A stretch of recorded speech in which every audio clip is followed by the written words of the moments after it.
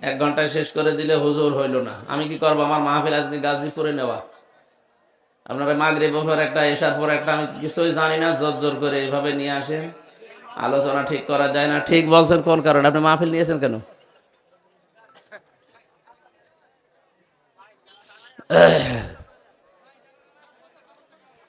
ইন্নাল হামদালিল্লাহি ওয়াসসালাতু ওয়াসসালামু আলা রাসূলিল্লাহ।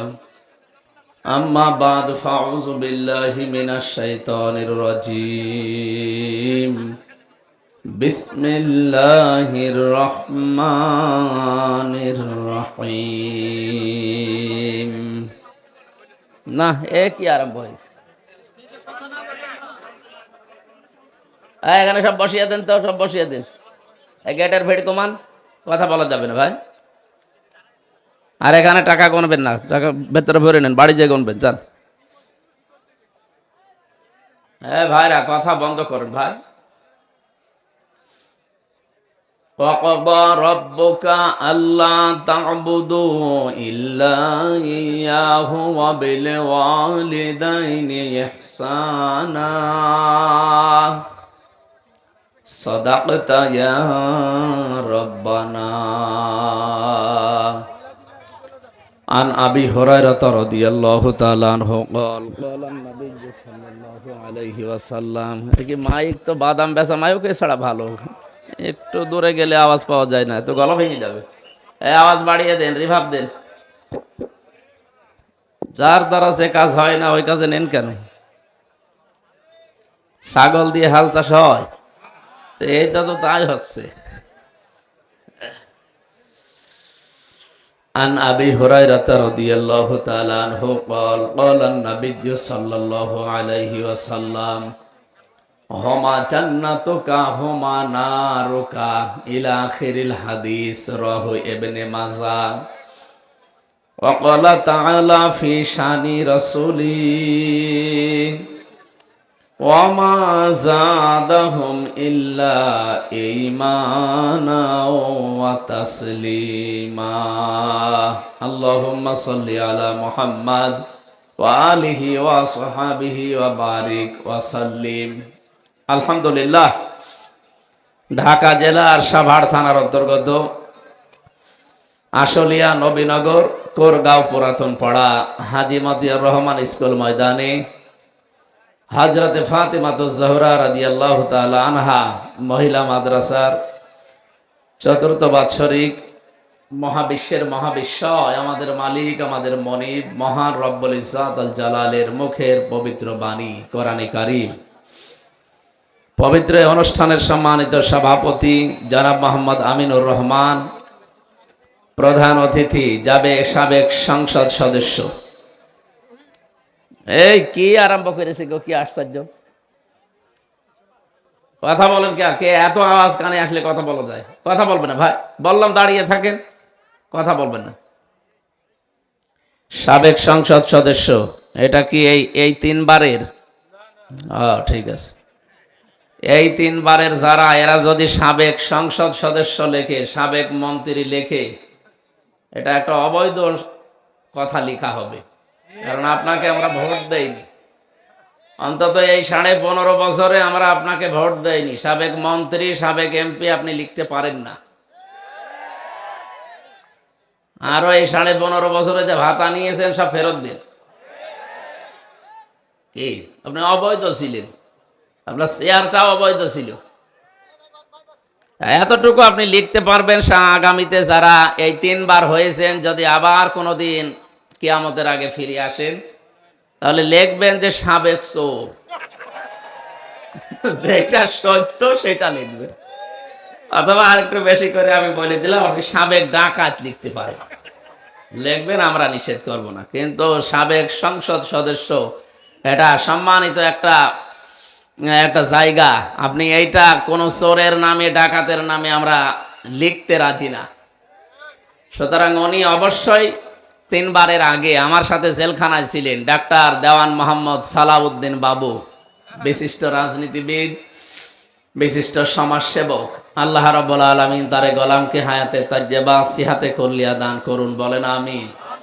এসেছে বাবু ভাই, ব্যস্ততার কারণে রাস্তায় আসে, আপনাদের মাহফিলে আসতেছে উনি, আল্লাহ যেন ওনাকে সহজে এনে দেয়। এই মাহফিলে এতক্ষণ যারা আলোচনা রেখেছেন এবং সামনে যারা রাখবেন, অরফানা লাকা যিকরক, সবার সম্মান মর্যাদা কামনা করছে, আল্লাহ যেন দান করেন। বিশেষ অতিথি অনেক মানুষের নাম দিয়েছেন আপনারা, সবার জন্য আল্লাহর দরবারে দোয়া করি। যাদের নাম এখানে এসেছে অবশ্যই তাদের সম্মান আছে, নাই তো এখানে আপনারা দিতেন না। আল্লাহ পাক শুধু দুনিয়া না, মরণের পরেও তাদের সম্মান যেন ঠিক থাকে, সেই কাজ করার তৌফিক তাদের দান করেন। মরণের পরে সম্মান ঠিক থাকবে কাদের? ইয়ারফাইল্লাহুল্লাযীনা আমানু মিনকুম ওয়াল্লাযীনা উতুল ইলমা দারাজাত। সূরা মুজাদালার 11 নম্বর আয়াতের মাঝের অংশে আছে, আল্লাহ বলেন আমি উঁচা করতেই থাকি। ইয়ারফা এটা মুজারে, বর্তমান ভবিষ্যৎ, প্রেজেন্ট ফিউচার। এখন যেমন হচ্ছে, ভবিষ্যৎ বলতে এটা কিয়ামত পর্যন্ত। কিয়ামত পর্যন্ত উঁচু হতেই থাকবে তোমাদের ভেতরে যারা ঈমান আনে আর যারা ইলম পায়, জ্ঞান পায়। সুতরাং এই দুইটা আল্লাহ রাব্বুল আলামিনের পক্ষ থেকে সম্মান আর মর্যাদা বাড়ানোর কারণ। আমরা যেন এই দুইটা গুণে তাদেরকে গুণান্বিত দেখতে পাই।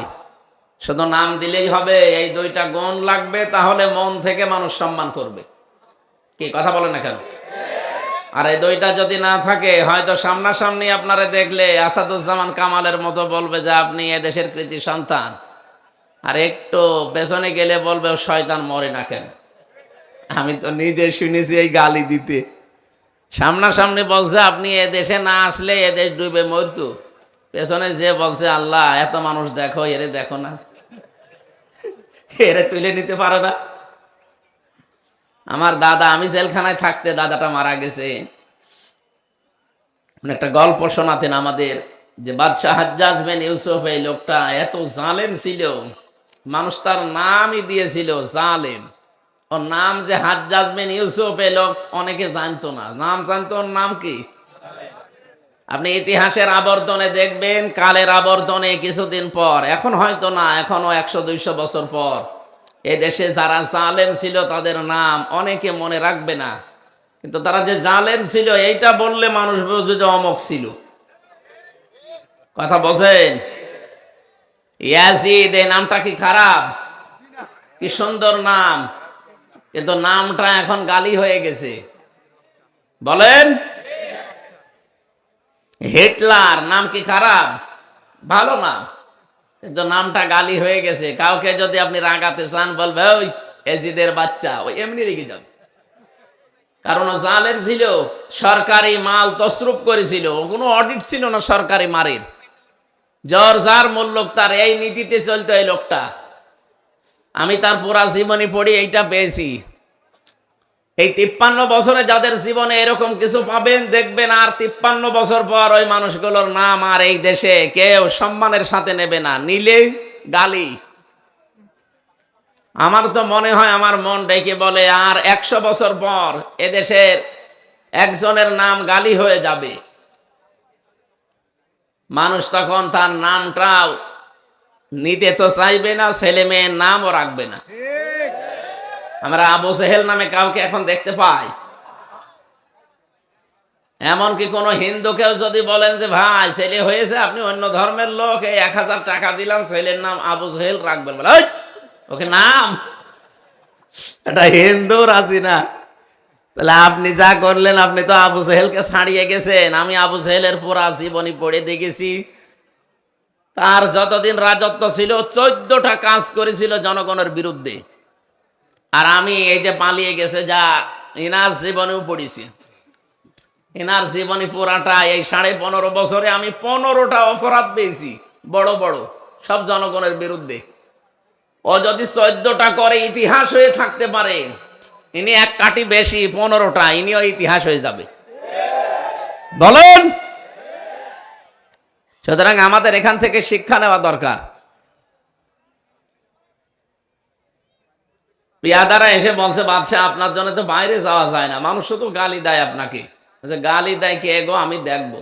ছদ্মবেশ নিয়েছে, দাড়ি মাড়ি লাগিয়ে, বিভিন্ন তালিযুক্ত পোশাক মোশাক পরে রাস্তায় গেছে। এক গ্রাম্য লোকের সাথে দেখা, বলছে এই বেটাই বাদশাহ হাজ্জাজ বিন ইউসুফ লোকটা কেমন? বলছে ও তো জালেম। কেমন? বলছে জালেমের বাচ্চা জালেম। বলছে আমার আর জিজ্ঞাসা করার দরকার নেই, যেই বলি আর এক কাঠি বাড়িয়ে বলি। রেগে গেছি, যাই আমারে চিনিস? যে না, আমি সেই হাজ্জাজ বিন ইউসুফ। ও চিন্তা করছে আমার তো মাথা থাকবে না, ডাক দিয়ে বলে বাদশাহ আপনি আমারে চেনেন? বলে না, আমি এই গ্রামের ওই লোক যার মাসে 2 দিন মাথা খারাপ হয়, আজকে তার পয়লা দিন। বলছে ও তুই পাগল। কারে ধরলাম? পাগল বলে ওই দিন বেঁচে গিয়েছে, তাছাড়া বাঁচার কথা ছিল। আমরা ওই 15.5 বছর পাগল বলেই বেশি আছি। কথা বলেন না কেন? নয়তো আমাদের অবস্থা ডক্টর শফিকুল ইসলাম মাসুদের মতো হইতো, আমাদের অবস্থাও দেলাওয়ারের মতো হইতো। আমরা পাগল বলে বেশি আছি। এই জন্যে পৃথিবীতে জালেম যারা সামনাসামনি হয়তো তাদের প্রশংসা মানুষ করতে পারে, দিন গত হয়ে গেলে এই মানুষগুলোর যে কত বদনাম এই বাস্তব এখন আল্লাহ দেখিয়েছেন। সূরা নমল 19 নম্বর পারার 20 নম্বর পৃষ্ঠার 7 নম্বর লাইনের 52 নম্বর আয়াত এটা পাবেন আপনি। আমার তো আয়াতটা পড়ার পরে মনে হয় বাংলাদেশ দেখে দেখে আল্লাহ যেন এ আয়াত নাজিল করেছে। এত আওয়াজ কানে আসে আমার, আওয়াজ করবেন না ভাই। ফাতিলকা বুয়ুতুহুম খাবিয়াতাম বিমা যালামু। আল্লাহ যেন এই আঙ্গুল দিয়ে এভাবে দেখিয়েছেন, যদিও বাংলাদেশের নাম এই জায়গায় নেই। এটা লূত নবী আলাইহিস সালামের জামানায় তার উম্মতদেরকে ঘিরে নাজিল করা আয়াত। 2024 সালের 5 আগস্টের বিকাল 5টার আগে আমার মনে হয় আয়াতটা আল্লাহ আবার নতুন করে নাজিল করেছে।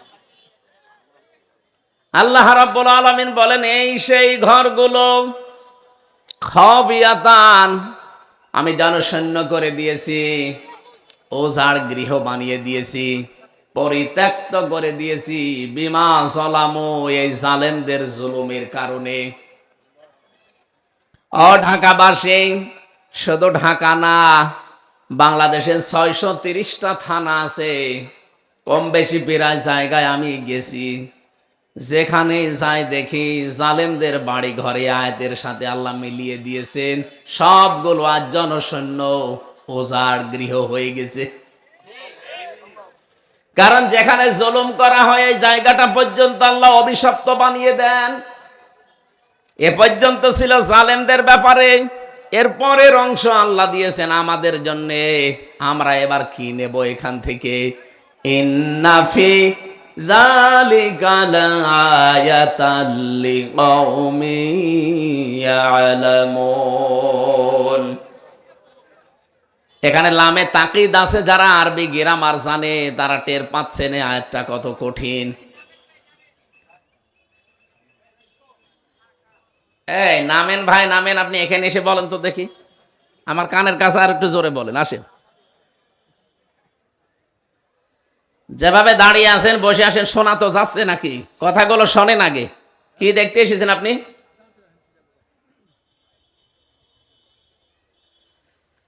আল্লাহ রাব্বুল আলামিন বলেন এর ভেতরে শিক্ষা আছে অবশ্যই, যারা জ্ঞানী তাদের জন্যে।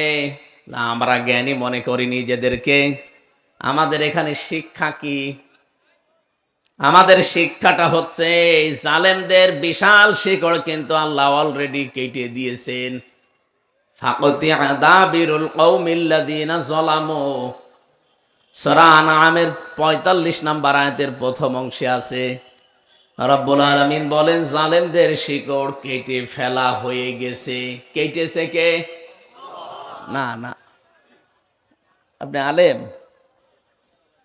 এখানে কতিয়া শব্দ আছে, এটা মজহুল, এর ফাইল বা কর্তাকে জানা নেই। আল্লাহ বলেন জালেমদের শিকড় কাটা হয়েছে, কেটেছে কে? আবার বলেন আল্লাহ কে কেটেছে নেই জানা। এই জন্য সারা দেশে জালেমদের বাড়িঘর, প্রতিষ্ঠান, অফিস, আদালত তাকান, সব মাটির সাথে মিশে গেছে, কিন্তু ভেঙেছে কে কেউ জানে না।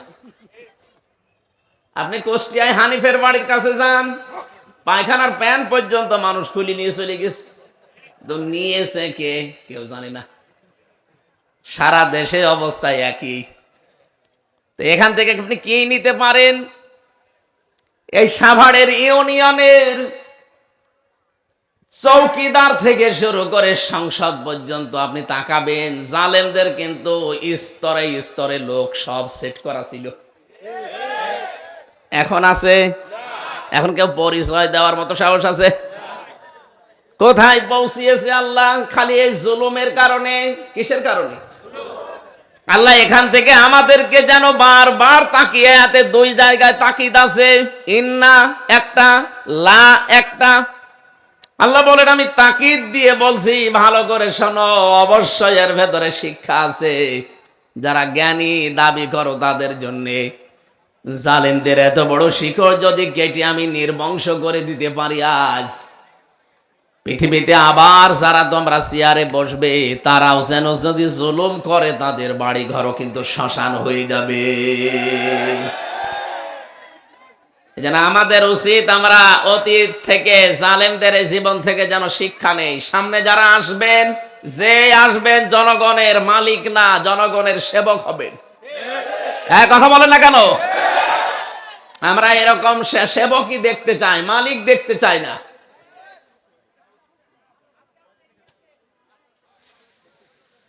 বাংলার জনগণ, এই জন্য যাদের নাম দিয়েছেন, আমি শুধু তাদের দুনিয়া চাই না, আমি চাই দুনিয়া আখিরাত। আমাদের এমপি সাহেব, সাবেক এমপি সাহেব এসেছেন, ওনার জন্য একটা চেয়ার এখানে দিন। সাবেক এমপি বাবু ভাই, আরে না কোনটা? ও বাবু ভাই চেহারা তো পাল্টিয়ে গেছে। 15 বছর বাইচে আছি, যথেষ্ট। আপনি করেন আমি বসছি।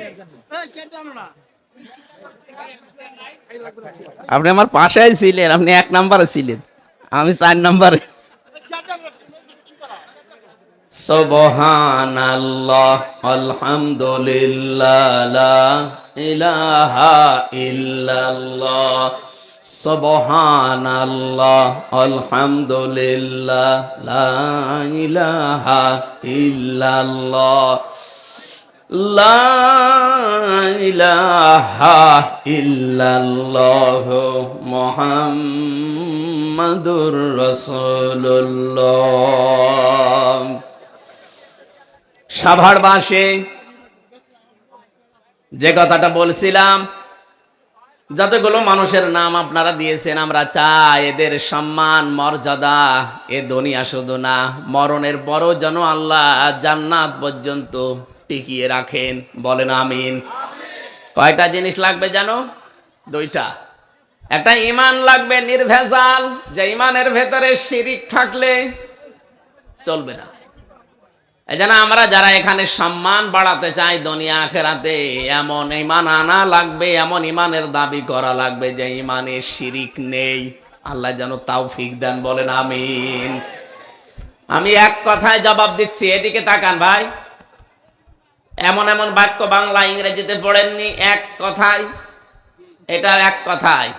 আল্লাহ যেটা পারে ওইটা অন্য কেউ পারে, এই বিশ্বাস যদি কেউ করেন, আপনি শিরিক করলেন। শিরিক যে করে সে মুশরিক। মুশরিক মারা গেলে বিনা হিসাবে, বিনা বিচারে জাহান্নামী। আর ফতোয়া লাগবে নতুন করে? সুতরাং আমাদের সতর্ক থাকা লাগবে। যাদের ঈমান আছে, বেঈমান যারা, ওদের কথা বাদ দিলাম, ঈমান যাদের আছে তারা যেন শিরিক না করি। আবার এক কথায় বলছি, আল্লাহ যেটা পারে ওইটা অন্য কেউ পারে, এই বিশ্বাস করার নাম কি? সন্তান দিতে পারে কে বলেন তো? কোন বাবা পারে? কোন পীর সাহেব?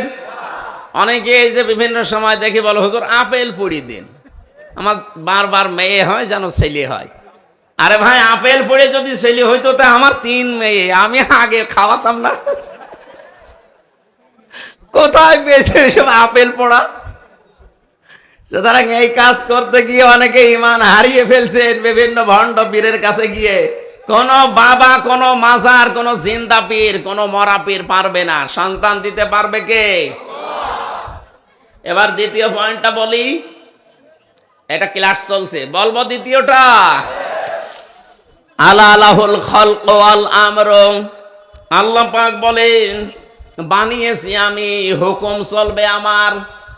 সুতরাং আল্লাহর আইন এই জমিনে কায়েম করার জন্য যদি কেউ চেষ্টা করে, আপনি যদি তাকে উল্টা পাল্টা কথা বলেন, তার পেছনে না থাকেন, আপনার ঈমান নিয়ে সমস্যা দেখা দেবে, টানাটানি বাঁধবে। নিজে মানতে পারেন না সেটা আলাদা বিষয়, কিন্তু যারা চায় আপনাকে, তাদের পেছনে থাকা লাগবে। সূরা আরাফের 54 নম্বর আয়াতের মাঝে এই আয়াতটা আছে, আলা লাহুল খালক ওয়াল আমর, আইন চলবে তার যিনি বানিয়েছেন, সৃষ্টি যার। ইনিল হুকমু ইল্লা লিল্লাহ, সূরা ইউসুফের 40 নম্বর আয়াতের মাঝের অংশে আছে, আল্লাহ পাক বলেন আইন শুধুমাত্র চলবে আমার। এই জন্য আল্লাহর আইন প্রতিষ্ঠার কাজ করা, চেষ্টা করা, যদি না হয় ওটা আপনার বিষয় না, চেষ্টা করে যাওয়া ফরজ কাজ, নামাজের মতো। আল্লাহ তৌফিক দিন ইমানের দাবি অনুযায়ী, বলেন আমিন। আজকের মাহফিলে উপস্থিত আপনারা কিছুক্ষণ আগে দেখলেন আমাদের প্রধান অতিথি এসেছেন, ডাক্তার দেওয়ান মোহাম্মদ সালাউদ্দিন বাবু। উনি কিছুক্ষণ থাকবেন। আমাদের তো সময়ও আছে আর আধা ঘন্টা মতো, আমরা ক্লোজ করব আলোচনাটা। এরপরে আপনাদের যারা আলোচক আছে তাদেরকে নিয়ে যেহেতু গাজীপুরে আছি, আমি চলে যাব ইনশাল্লাহ। মাহফিলে উপস্থিত হয়েছেন আজকে আমার শ্রদ্ধাভাজন বড় ভাই জনাব জাহিদুর রহমান দামাত বারকাতুহুমুল আলিয়া। মঞ্চে বসা আরো যারা আছেন সম্মানিত ব্যক্তিবর্গ, সামনে বসা মুসলমান ভাইরা, পর্দার আড়ালের সম্মানিতা মা এবং বোনেরা, প্রশাসনের ভাইরা, প্রাণপ্রিয় ঢাকাবাসী, আল্লাহর দরবারে শুকরিয়া জানাচ্ছি যিনি আমাদেরকে বিবেক দিয়েছেন। এই বিবেকটা এই 15.5 বছরে কাজ করেনি, এই জন্যই অনেকে জোর করেছিল। যদি বিবেকটা কাজে লাগতো তাহলে জোর করে 15.5 বছরে থাকতো না। কথা বলেন না কেন? নবীজির হাদিস, ও ইমামের প্রতি আল্লাহ সব সময় 24 ঘন্টা লানত বর্ষণ করতে থাকে। যে ইমাম জোর করে ইমামতি করে, তার মুসল্লিরা তার উপরে নারাজ। এখানে মুসল্লি মানে আপনার এই ঢাকা সাভারের এই জামে মসজিদের মুসল্লি না, আর ইমাম মানে হামজা না। এখানে ইমাম মানে রাষ্ট্রের ইমাম, সমাজের ইমাম, পরিবারের ইমাম। যে ইমামের প্রতি, নেতার প্রতি, দায়িত্বশীলের প্রতি তার অধীনস্থ যারা আছে তারা সঙ্গত কারণে নারাজ, ও যতদিন জোর করে দায়িত্বে থাকবে ততক্ষণ আল্লাহর লানত তার উপরে পড়তে থাকবে। এদেশের 100 জনের আমার মনে হয় কমপক্ষে 96 জন, আপনি জরিপ চালান, এদেশের 100 জনের 96 জন যে 2 বোন পালিয়ে গেছে তাদের উপরে নারাজ ছিল। আপনি জরিপ চালিয়ে যদি আরো বেশি পাবেন, হয়তো আমি একটু কম বললাম। 100 জনের 96 জন মুসল্লি যেখানে আপনার উপরে নারাজ, আপনি জোর করে যতদিন ছিলেন, বিশ্বাস করেন হাদিস অনুযায়ী আল্লাহ 24 ঘন্টা আপনার উপরে লানত দিয়েছে। দ্বিতীয় পয়েন্ট হচ্ছে, যেই মানুষগুলো পৃথিবীতে জালেম হয় তাদের উপরে আল্লাহ নিজে কিয়ামতে মামলার বাদী হয়ে দাঁড়াবেন। আপনি টের পাচ্ছেন কি বললাম? এটা সূরা শুরা 25 নাম্বার পারা 6 নাম্বার পৃষ্ঠার 13 নাম্বার লাইনের 42 নাম্বার আয়াতের প্রথম অংশে আছে, ইন্নামাস সাবিলু আলাল্লাযিনা ইয়াজলিমুনান নাস। আল্লাহ কিন্তু ইয়াজলিমুনাল মুসলিমুনা দেননি। এদিকে তাকান, ইয়াজলিমুনান নাস দিয়েছেন। নিশ্চয় যারা এই পৃথিবীর ময়দানে মানুষের উপরে জুলুম করছে, ভবিষ্যতেও করবে। যেহেতু ইয়াজলিমুন এটা মোজারে, বর্তমান, ভবিষ্যৎ, প্রেজেন্ট, ফিউচার। প্রেজেন্ট মানে এখন, আর ফিউচার মানে কিয়ামত পর্যন্ত। এই আয়াত কতদিন থাকবে? কিয়ামত পর্যন্ত এই আয়াতের হুকুম থাকবে। সূরা শুরার এই 42 নাম্বার আয়াতটা পড়লেই কেন যেন আমার ভয় করে। আল্লাহ বলেন, আমি নিশ্চয় কিয়ামতের দিন মামলা দায়ের করব তাদের বিরুদ্ধে যারা মানুষ হয়ে মানুষের উপরে জুলুম করছে এবং ভবিষ্যতেও করবে বলে নিয়ত করছে। আল্লাহ ইয়াসলিমুনা না দিয়ে জালেম শব্দটা যদি দিতেন তাও তো অর্থ হয়ে যেত অন্তত মাঝি বা পাস্ট, অতীতের অর্থ হতো। বর্তমান আর ভবিষ্যৎ দিয়েছেন এই কারণে এখন হয়তো অনেকে করছে না, ভবিষ্যতে অনেকে জুলুম করবে বলে আশা করি আছে, যে দাঁড়ান চেয়ার পাই দেখেন কি করি, এরকম অনেকের মনে নেই। এই জন্য যারা জালেম এখন করছেন জুলুম, ভবিষ্যতেও যারা করবে, আল্লাহ বলেন আমি নিজে তাদের বিরুদ্ধে কিয়ামতে মামলা দায়ের করব, আমি নিজে বাদী। আমরা যারা মামলা বিভিন্ন কেস কামের আসামি আছে, এখানে মামলার বাদী যত বড় হয় মামলা তত কঠিন হয়। আমার যদি কোনো সলিমদ্দি কলিমদ্দি মামলা দিত, সর্বোচ্চ 3-4 দিনে আমি চলে আসতাম বেরিয়ে। কিন্তু 3টা বছর আমারে ফাঁসির কন্ডেম সেলের ভেতরে আটক করে রেখেছিল, কারণ মামলার বাদী আল্লাহর ওলি।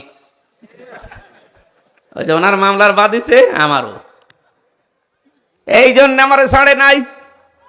আমারও যদি মামলার বাদী সত্যি এই যে জাহিদ ভাই হয়তো, সালাউদ্দিন ভাই হয়তো, আমি সত্যি চলে আসতাম, কারণ ওনাদের হয়তো মামলা দিত টাকার জন্য, কয় টাকা লাগবে দিয়ে দিতাম। আমি যেখানে ছিলাম আকিস গ্রুপের খতিব আমি, ওদের বাংলাদেশে কয়জন ধনির ভেতর ওরা একজন, টাকা যা লাগতো দিয়ে দিত। কিন্তু এমন জন মামলা দিয়েছে অত টাকার দরকার না, ওর প্রতিশোধ নেওয়া দরকার। হিংসার বশবর্তী হয়ে মানুষের উপরে জুলুম করা মানুষ আমি বাংলাদেশে একটা মহিলাকে দেখলাম। হিংসা কত নিম্নে তাকে নামাতে পারে, একটা বিধবা মহিলাকে বাড়ি থেকে সে বের করে দিয়েছে। কথা বলুন, খালেদা জিয়ার স্বামী আছে, তাকে পর্যন্ত এক কাপড়ে বাড়ি থেকে বের করে দিল। একটা মাজলুম পরিবার বাংলাদেশে, এই জিয়া পরিবারটা। আমি শহীদ জিয়ার জন্য এমনি মন থেকে দোয়া করি। এই লোকটার নাম শুনলে মানুষ আগে শহীদ বলে কেন? বঙ্গবন্ধুকেও তো কেউ না কেউ মেরে ফেলেছে, কই তার নাম শুনলে তো কুকুরও শহীদ বলে না।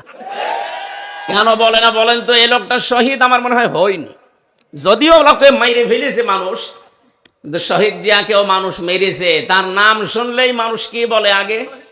শহীদ জিয়া। এই শব্দটা এমনি এমনি আসে। শহীদ মনে করছেন যে খেলাচোরা জিনিস না? আল্লাহ কত বড় ধমক দিয়েছেন শহীদের ব্যাপারে, কেউ উল্টা পাল্টা ধারণা করবা না। কেউ যদি শহীদ হয় মুখ দিয়ে তো বলবাই না যে লোকটা মরে গেছে, না। এটা সূরা বাকারার 154 নম্বর আয়াতে আছে, ওয়ালা তাকুলু লিমাই ইয়াকতালু ফি সাবিলিল্লাহি আমওয়াত বাল আহইয়াউ ওয়ালাকিন লা তাশউরুন। আল্লাহ পাক বলেন যারা শহীদ হয়, হে পৃথিবীর মানুষেরা, কেউ এই কথা বলবা না যে মরে গেছে, বরং তারা জীবিত, কিন্তু তোমরা টের পাও না। দ্বিতীয় সূরা আলে ইমরানের 169 নম্বর আয়াতে আছে, ওয়ালা তাকুলু ওয়ালা তাহসাবান্নাল্লাযীনা কুতিলু ফি সাবিলিল্লাহি আমওয়াতা বাল আহইয়াউন ইনদা রাব্বিহিম ইরযাকুন। আল্লাহ বলেন মুখে বলার পরে মানুষ যেহেতু ধারণা করতে পারে, ধারণার উপরও আমি নোটিশ দিলাম, আইন জারি করলাম, সাবধান, কেউ যেন ধারণাও করবা না যে ও মরে গেছে। না, যারা শহীদ হয় এই মানুষগুলো জিন্দা, জীবিত, আর আমি নিজে আল্লাহ তাদেরকে খাওয়াই। আরো জোরে বলেন সুবহানাল্লাহ। হিংসার বশবর্তী হয়ে মানুষ যত নিচে নামতে পারে, কোরআনে সূরা মায়েদার 2 জায়গায় আল্লাহ এক কথা দিয়েছেন, ওয়ালা ইয়াজরিমান্নাকুম শানাআনু কওমিন। তোমরা হিংসার বশবর্তী হয়ে, রাগের বশবর্তী হয়ে কোনো ব্যক্তি, পরিবার, সমাজ, রাষ্ট্র, দল, গোষ্ঠী, তাদের উপরে যেন এমন কোনো কাজ করবা না যে পরে আফসোস করা লাগে। আর 15.5 বছরে যাই করেছেন জনগণের উপরে, 14 দল বাদ দিয়ে আমরা যা আছি সব মাজলুম না? কথা বলেন। যারা এই জুলুম করেছেন তাদের এখন রাতে ঘুম হওয়ার কথা। উনি এখন ওই দেশ থেকে চলে আসতে চায়, বলে আমি অঘোষিত জেলখানায় আছি, আমি আর এখানে থাকবো না, আমি চলে যাব। আসেন, 275টা মামলা আপনার নামে। আপনি কি এমনি এমনি এসে আবার থেকে যাবেন? একটা বিনা কারণে মিথ্যা মামলা দিয়ে বিধবা মহিলাকে আপনি 6 বছর জেল খাটালেন, আর আপনার একেবারে সব লিগাল মামলা 275টা আরো হবে। আমারে মিথ্যা মামলা দিয়ে যদি 3 বছর রাখতে পারেন, আপনার 275টা মামলা এক একটায় যদি 3 বছর করে হয়, কব্বরে চলে যাবেন, আবার উঠবেন, আবার যাবেন, তাও সাজা শেষ হবে না। যা করেছে। এই জন্য আমরা যেন হিংসার বশবর্তী হয়ে, রাগের বশবর্তী হয়ে কোনো ব্যক্তি, কোনো গোষ্ঠী, কোনো দল, কোনো পরিবার কারো উপরে যেন এমন কোনো কাজ না করে। যে প্রশ্নপত্র ফাঁস করে দিলেন, এরপরও যদি কেউ সাবধান না হয়, সেটা তার কপালের দোষ। আল্লাহ আমাদেরকে বেঁচে থাকার তৌফিক দিন, বলেন আমিন। এই জন্য জালেম যারা, এরা আল্লাহর মামলার আসামি। আমি ওনাকে উদ্দেশ্য করে বলছি এই কারণে, এই 15.5 বছরে যারা জুলুম করেছেন, যাদের কারণে মানুষ ঘরে থাকতে পারে নাই, মিথ্যা মামলা দিয়ে, মিথ্যা সাক্ষী দিয়ে বছরের পর বছর অন্ধপ্রকোষ্ঠে রেখে দিয়েছেন। শুধু এতটুকু না, গম করেছেন, খুন করেছেন, আয়না ঘরে রেখেছেন। আমারও মিনি আয়না ঘরে 10 দিন রেখেছিলেন। বেডটাই আমারে নেয়নি, আমার ছোটটাই নিয়েছিল। আমি দেখেছি মানুষের উপরে কি অত্যাচার করে ওখানে, তাহলে বড়টাই কি করিস।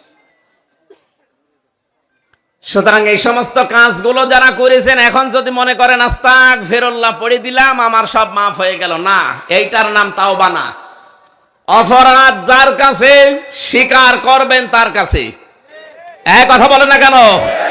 সুতরাং এই 15.5 বছরে যার যার কাছে অপরাধ করেছেন, আপনি যদি মাপ পেতে চান, যদি ধরা না খেতে চান কিয়ামতে, তাহলে যার যার অপরাধ করেছেন তার কাছে আগে স্বীকার করবেন আর তার ক্ষতিপূরণ দিয়ে দেবেন। আমি জেলখানায় এক ওসি পেয়েছিলাম। উনি আমারে মাঝে মাঝে কন্টেম সেলের ভেতরে আমার কাছে এসে বলতো, হুজুর, আমি এই যে নির্বাচনে এর আগে যেটা বাইরে ছিলাম, ওই যে রাতের ভোট দিনে হয়ে গেল না, আমার রাত 12টার পর থেকে আমার যা লোকজন আছে, আমি আল্লাহর রাস্তায় ভোট কাটা আরম্ভ করলাম। ফজর পর্যন্ত এই কাজ করলাম, বাক্স ভর্তি করে পাঠিয়ে দিলাম। এবার ফজরের আজান দিল, আমি গোসল করলাম, ওযু করে 2 রাকাত শুকরিয়ার নামাজ পড়লাম, তওবার নামাজ। 2 রাকাত তওবার নামাজ পড়ে বললাম যে আস্তাগফিরুল্লাহ। আমার এই তওবা কি হয়েছে? কিসের তওবা আপনার? আপনি কি আল্লাহর কাছে দোষ করেছেন যে আপনি আস্তাগফিরুল্লাহ পড়েন? আপনি দোষ করেছেন হামজার কাছে। এই কথা বলেন না কেন? একটা এমপি বানাতে 3.5 থেকে 4 লাখ হামজা লাগে, হামজার বউ লাগে। আপনি তাদের সব ভোট নিজে দিয়ে এখন পড়ছেন আস্তাগফিরুল্লাহ। আপনি আল্লাহর কাছে দোষ করলে মাপ পেতেন, দোষ করেছেন হামজার কাছে আর হামজার বর কাছে। এক কথা বলেন না কেন? আগে আমাদের কাছে আসবেন, আমরা যদি বলি মাপ করতে পারি, 2টা করে লাথি দেব, তাই খাওয়া লাগবে। যদি বলি না 2টা লাথি হবে না, আরো কিছু দেওয়া লাগবে, তাই আপনাকে দেওয়া লাগবে। কিন্তু দুঃখের বিষয়, আরো পরিতাপের বিষয়, আরো ভয়ঙ্কর বিষয়, আপনি মাপ চাবেন কি করে? আপনি তো 8 বছর জেল আপনার। আপনি 8 বছর পরে বের হয়ে দেখবেন অনেক হামজার বউ মারা গেছে। আপনি তাদের কাছে মাপ চাবেন কি করে? এক কথা বলেন না কেন? এই জন্য এইরকম পাগলামি যেন আর কেউ সামনে না করি। কোন জালেমাকে টিকিয়ে রাখতে আপনি নিজের জীবনটায় জাহান্নামের আসামি বানিয়ে ফেললেন। আপনি টের পাচ্ছেন আল্লাহর মামলার আসামি আপনি। এদেশে 1628টা চেয়ার ছিল, মেন চেয়ার। যারা দায়িত্বে ছিলেন কম বেশি সবগুলো হয় জালেম, নয় জালেমের দোষর। আর এরা সব মামলার আসামি কার? হামজা যদি আপনাকে মামলা নাও দেয়, আপনি কিন্তু অলরেডি আল্লাহর মামলার আসামি। এজন্য সাবধান থাকা লাগবে। আমি যে 2টা পয়েন্ট বললাম, একটা জুলুমের জন্যে, আর একটা ইমামতি করবে কিন্তু মুসল্লিরা তার উপরে সঙ্গত কারণে নারাজ, তার উপরে আল্লাহ 24 ঘন্টা লানত দিতে আছে। এরকম কোন কাজ আমাদের দ্বারা সামনে যেন না হয়। আল্লাহ আমাদেরকে তৌফিক দিন বেঁচে থাকার, বলেন আমিন। এটা রজব মাস, আজকে 26 তারিখ। এই রাতেই বিশ্বনবীকে আল্লাহ নিয়েছিলেন এই ধলির ধরা থেকে। তার আরশ মহল্লায় বিভিন্ন নিদর্শন দেখিয়েছেন। একাধারে 27 বছর। কয় বছর? 27টা বছর তাকে মাত্র 14টা জিনিস শিখিয়েছিলেন। কেন? 13টা বছর তিনি নবুয়ত পাওয়ার পরে জুলুম, অত্যাচার, নির্যাতনের শিকার হলেন। তার চাচাটা গেল মারা, স্ত্রী গেল মারা। এটা দুঃখের বছর বলা হয়। রব্বুল আলামিন বলেন, হে নবী, আপনাকে আমি সামনে একটা রাষ্ট্রের দায়িত্ব দেব এবং রাষ্ট্রকে কল্যাণময় রাষ্ট্র করতে হলে কি করা লাগবে আপনাকে আমি নিজে হাতে কলমে আমার ল্যাবরেটরিতে, গবেষণাগারে বসিয়ে আপনাকে আমি শেখাবো। বিশ্বনবী মুহাম্মদ রাসূলুল্লাহকে আল্লাহ নিয়ে গেলেন লিনুরিয়াহু মিন আয়াতিনা ইন্নাহু হুয়াস সামিউল আলিম। আল্লাহ বলেন, আমার বিভিন্ন নিদর্শন তাকে দেখিয়েছি, জান্নাত, জাহান্নাম, পুলসিরাত, মিজানের পাল্লা, সবগুলো তাকে দেখালাম। এখান থেকে একটা তথ্য আমি বের করেছি, এদিকে তাকান। আপনারা হয়তো চিন্তা ভাবনা করলে আপনার জ্ঞানেও আসবে। মিজানের পাল্লা আমরা সে জন্মের পর থেকে নাম শুনছি। মিজানের পাল্লা মানে কি বলেন তো? দাড়ি পাল্লা, অনেকে মনে করে দাড়ি পাল্লা। মিজানের পাল্লা মানে দাড়ি পাল্লা না, মিজান মানে মানদণ্ড। মিজান মানে কি বলেন বলেন? কিয়ামতের ময়দানে আল্লাহ এটা সেট করবে আপনার নেকি আর বদি ওজন করার জন্য। এইটাই তো আমরা জানি নাকি? এক কথা বলেন না কেন? যেখান থেকে যা শুনবেন দেখবেন ওখান থেকে একটা শিক্ষা আসবে, ভালো করে শোনেন। বলেন তো, কিয়ামতের দিন আল্লাহ পাক মাপ দেবেন মিজানের পাল্লা। আমরা যেটা বলি মিজানে, কি মাপবেন? আমল। আমল কি? আমল মানে বাংলায় কি? কাজ। বলেন বলেন, এ পর্যন্ত বুঝেছেন কিনা বলেন? আমল মানে কি? আমল মানে, এবার এখানে একটা পাগলকে জিজ্ঞাসা করেন তো যে আমল কাজ, আমল মানে কাজ কি দাড়ি পাল্লায় তুলে দিয়ে মাপে যে 5 কেজি কাজ? কিভাবে মাপে? কাজ মাপে গুরুত্বের ভিত্তিতে। কিসের ভিত্তিতে? এই যে প্যান্ডেলটা যদি এখন ডাক্তার সাহেবকে বলা হয় যে আপনি মেপে দেন, উনি মেপে দেওয়ার জন্য কি দাড়ি পাল্লায় তুলে দেবে? এটার জন্য মাপতে একটা আলাদা যন্ত্র আছে, তার নাম ফিতা বা গজ। এই কথা বলেন না কেন? এই যে পানির বোতল দেন আমাকে খাবার জন্য, পানিটা যদি ওনার কাছে দেয়, উনি কি ফিতা দিয়ে মাপবে? এর জন্য সিসি আছে, লিটার আছে। আপনাকে আমি চাউল দিলাম, চাউল কি আপনি ফিতা দিয়ে মাপবেন? বলেন। এটার জন্য বাটখারা আছে, কেজি আছে, পাথর আছে, আলাদা যন্ত্র সব। পৃথিবীর প্রতিটি জিনিস পরিমাপ করার জন্য আলাদা আলাদা যন্ত্র আছে, তার নামও আলাদা আলাদা। কিয়ামতের দিন আল্লাহ আমল মাপবেন। আমল মানে কাজ। আমল মানে কাজ। কোনদিন দাড়ি পাল্লায় মানুষ মাপে না। কোনদিন চিন্তা করেছেন এই শব্দটা নিয়ে যে কিয়ামতের দিন আল্লাহ মিজান সেট করবে? আর নবীকেও আল্লাহ মিজান দেখিয়েছিলেন। কাজ কোনদিন মানুষ দাড়ি পাল্লা দিয়ে, সিসি দিয়ে, স্ক্যান দিয়ে, পাথর দিয়ে, কেজি দিয়ে মাপে না। কাজ মাপতে হলে লাগে গুরুত্ব। কি লাগে? গুরুত্বের ভিত্তিতে কাজটা করা লাগে। এটা মাপতে হয় গুরুত্ব দিয়ে। তাহলে গুরুত্বের দিক থেকে আপনার জীবনে যেই কাজগুলো আল্লাহ আগে দিয়েছেন, ওই কাজগুলো আপনি আগে করবেন। গুরুত্বের ভিত্তিতে কাজ আগে না করে কম গুরুত্বপূর্ণ কাজ যেগুলো, ওগুলো যদি আগে করেন, জীবনেও কোনো জিনিস আপনি টেকাতে পারবেন না। এই যে মঞ্চটা, এর আসল গুরুত্বপূর্ণ জিনিস হচ্ছে সামিয়ানার খুঁটি। এই কথা বলছে না কেন? সামিয়ানার খুঁটি না থাকলে মঞ্চ টিকবে আর কেউ মঞ্চ বলবে। কিন্তু এখানে গুরুত্বহীন কিছু জিনিস আছে। এই যে কার্পেট পাড়া, এই যে মাইক দেওয়া আছে, টেবিল দেওয়া আছে, এই যে বোতল দেওয়া আছে। বলেন তো, এগুলো না থাকলে মানুষ বলবে না যে এটা মঞ্চ? তাহলে এখানে গুরুত্বপূর্ণ এবং গুরুত্বহীন দুইটা জিনিস পেয়েছি।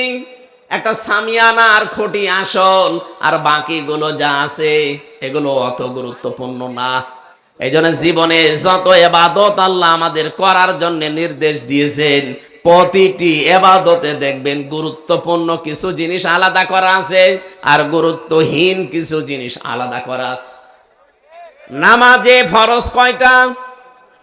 17টা। আপনি বানাচ্ছেন নতুন করে 13টা। নামাজে ফরজ কয়টা? বাইরে 7টা, ভেতরে 6টা। সব মিলে কয়টা? বলেন তো, এই যে বাইরে আর ভেতরে 13টা ফরজ। বাইরে বেশি না ভেতরে বেশি? এলাকার মানুষ কি নামাজ কালাম পড়ে না নাকি? এই বাইরে বেশি না ভেতরে বেশি? বাইরে। বাইরে বেশি কোনটা? শরীর পাক। কি পাক? শরীর পাক না হলে নামাজ হবে? বলেন। শরীর পাক বলতে কি বোঝেন?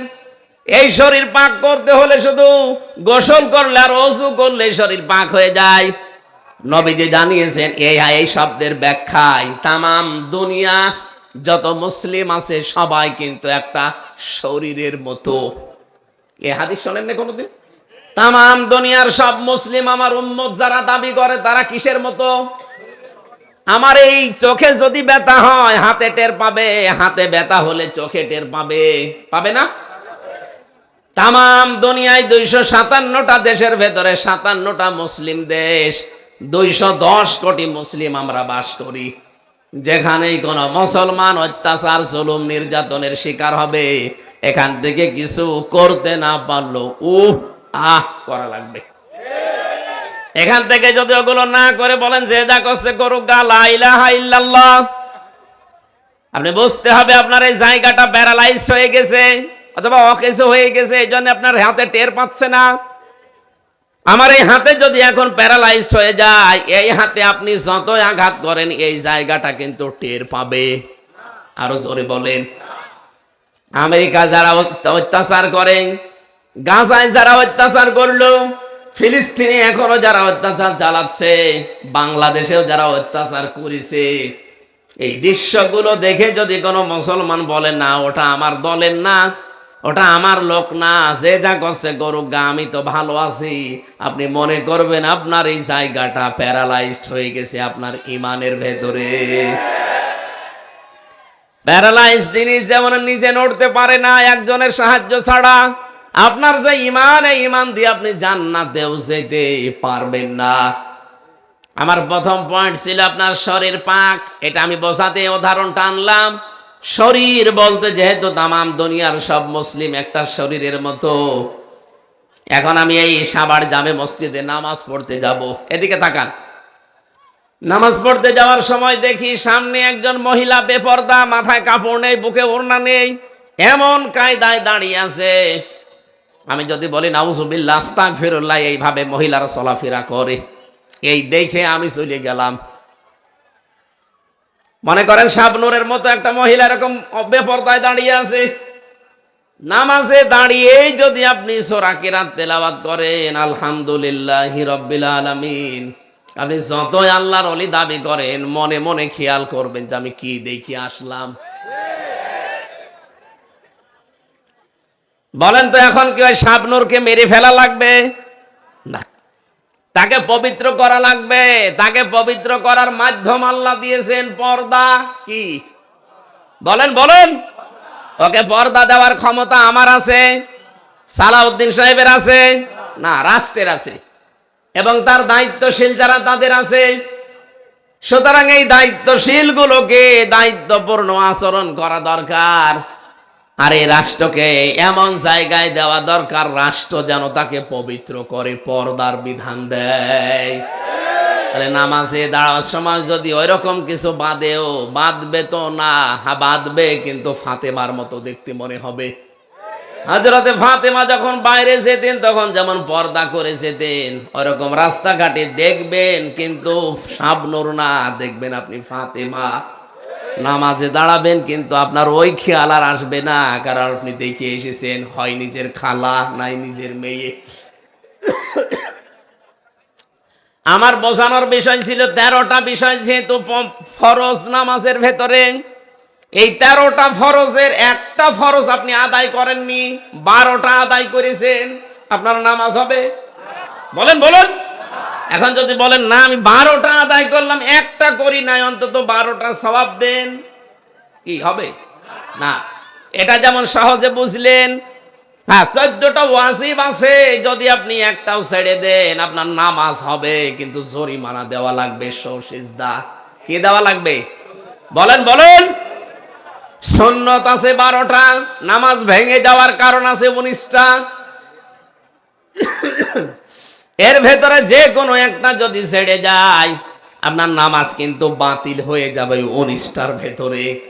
13টা ফরজ যেমন গুরুত্বপূর্ণ সামনে রাখা লাগে, এরপরে ওয়াজিব, এরপরে সুন্নাত, এরপরে মুস্তাহাব, এরপরে নফল, এরপরে মুবাহ, সব সিরিয়াল করা আছে।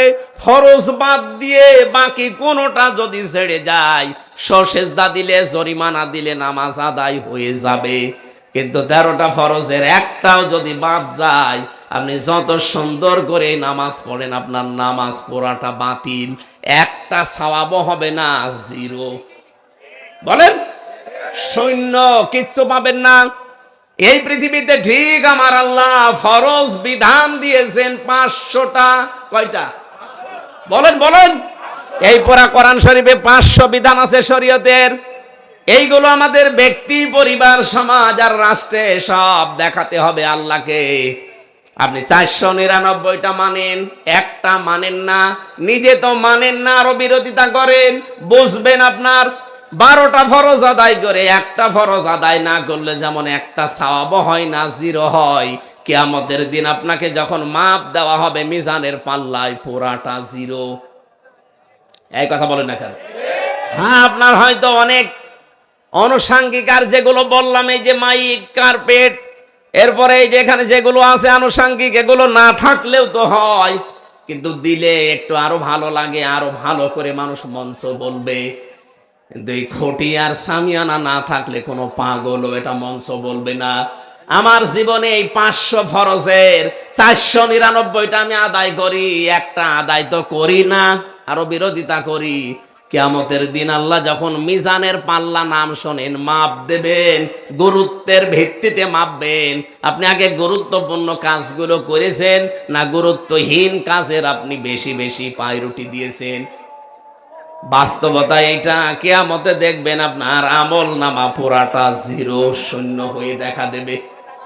এই জন্য আমরা যেন 500টা অন্তত গুরুত্বপূর্ণ যেগুলো, তার নাম ফরজ বলা হয় আরবিতে, এ কোরআন থেকে দেখে দেখে পড়ে নেবেন। আজকের তেলাওয়াতকৃত আয়াতে 14টা আছে। কয়টা? সূরা বানী ইসরাইলের 23 থেকে 38 নম্বর আয়াত। 27 বছরে নবীকে আমার আল্লাহ তিনি শিখিয়েছিলেন নিজের গবেষণাগারে বসে বসে আরশ মহল্লায়। আজকে আমাদের সময় নেই, আমরা চলে যাচ্ছি। এই জন্য আপনাদেরকে আমরা থিওরিগুলো বললাম। এই রজব মাসের মূল শিক্ষা এইটা, কল্যাণময় রাষ্ট্র যদি কেউ গঠন করতে চায়, নবীকে আল্লাহ নিজে শিখিয়েছেন যে 14টা কাজ ব্যক্তি, পরিবার, সমাজ এবং রাষ্ট্রে জারি করে দেবেন। আমাদের সামনে এই রাষ্ট্র যদি কল্যাণ এবং শান্তি, স্বস্তি, নিরাপত্তা দিয়ে ঢেকে রাখতে হয়, সূরা বানী ইসরাইলের 23 থেকে 38 এই 16টা আয়াতের 14টা কর্মসূচি যারা দায়িত্বে আছেন পুঙ্খানুপুঙ্খানুভাবে আপনারা জারি করবেন, এই আশা ব্যক্ত করছি। এবং চর্মচোখে যেন আমরা দেখতে পাই এ দেশটা একটা কল্যাণময় রাষ্ট্র আল্লাহ তৈরি করে দিয়েছেন। বলেন আমিন। আমি আর টানতে পারছি না, ওখানে আমরা এশার নামাজ পড়ে এসে গাজীপুরে, সময় নেই, এই ভেতরে চলে যাব। আগামীতে আবার কোনো সময় আসলে একটা মাহফিল নেবেন, কারো কথায় 2-3টা করে নেবেন না।